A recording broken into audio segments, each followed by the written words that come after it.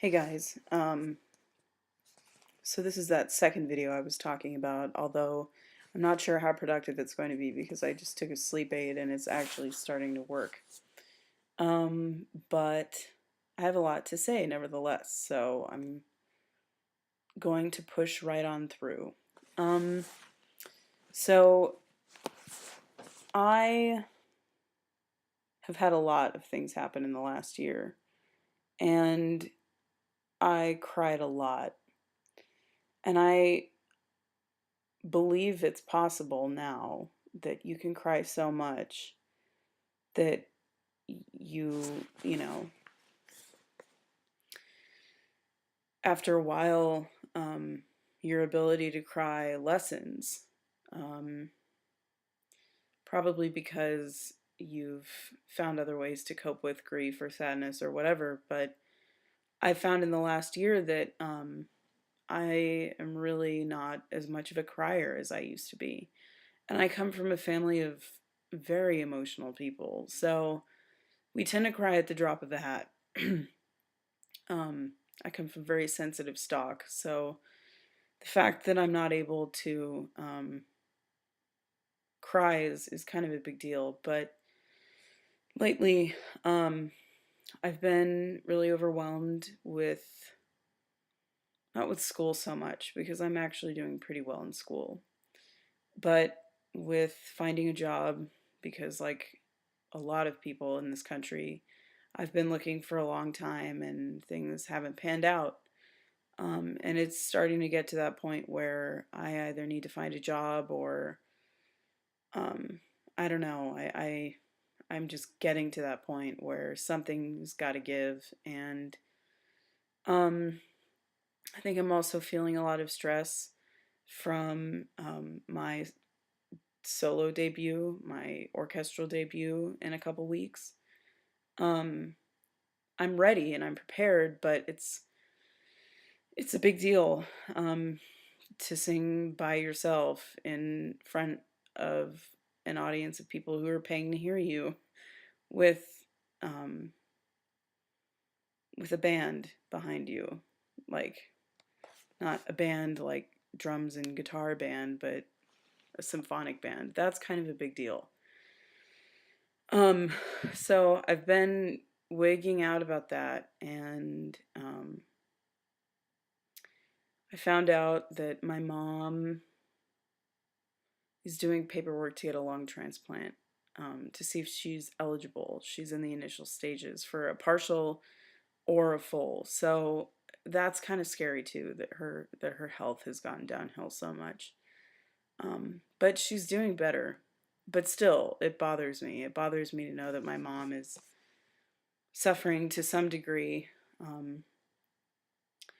It's hard being an adult child and knowing that you can't, like, you the roles have reversed and you kind of feel like you need to help them and be protective of them, and um, I don't know.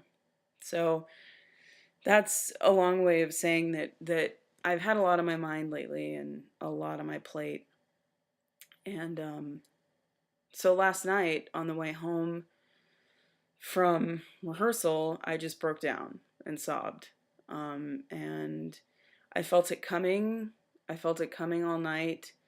But that's what's happened is I felt the urge to cry, but I've been able to stave it off, but last night it came out, and that's okay. It's okay to cry. It doesn't make me less of a person that I can open up and display emotions like that.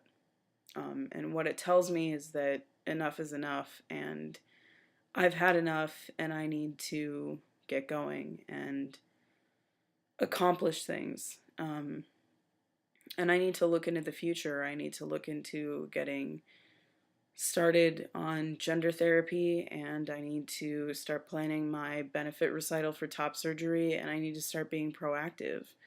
I need to get a job. Um I need to fulfill some requirements that have cropped up in my life. But things are good. That's the problem, is that I've freaked out and focused on the negative things in my life, and that's always really dangerous for me. I'm a dweller. I dwell on things like you would not believe. And once I get my mind around something, it's like that's it. It's all I think about. And in this case, last night all I could think about were the negative aspects of my life, and there are a few, and they are kind of serious. Um, but they can be overcome, and all I need to do is just push through, um, and I'll be fine. But I don't know. I'm down but not out. I'll say that. Um, things will work out. I will make them work out. Um, so it was it was really embarrassing to break down and cry in front of my voice teacher. The great thing is that also, in addition to being my voice teacher, he's one of my best friends. So he's very understanding, and he's been around for all the things that have happened in my life. For the past several months, I've lived in Portland, so he he knows kind of what's been going on with me. So it didn't come out of the blue, but I still felt bad that I was a weepy mess. Um, but things will be okay. Um, I guess that's all I really wanted to say. I I made an It Gets Better video, um, despite the fact that I think Dan Savage is an elitist, privileged prig. That's just me. I mean, he's a great guy for starting this project. Um, but I have a lot of um, not ethical problems, but I just have some unsettling feelings about the It Gets Better project, and how I think that there are better ways that we can reach out to LGBT youth, and not just LGBT youth, but everybody gets bullied regardless of age. Um, so I don't know, but I thought I'd throw my 2 cents in anyway, and I thought it was good.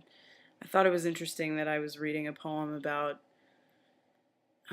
keeping your eyes on the prize, as it were, in times of hardship, right as, the current events that have transpired in the GLBT community are going on. So, anyway, I should probably get to bed because I'm exhausted.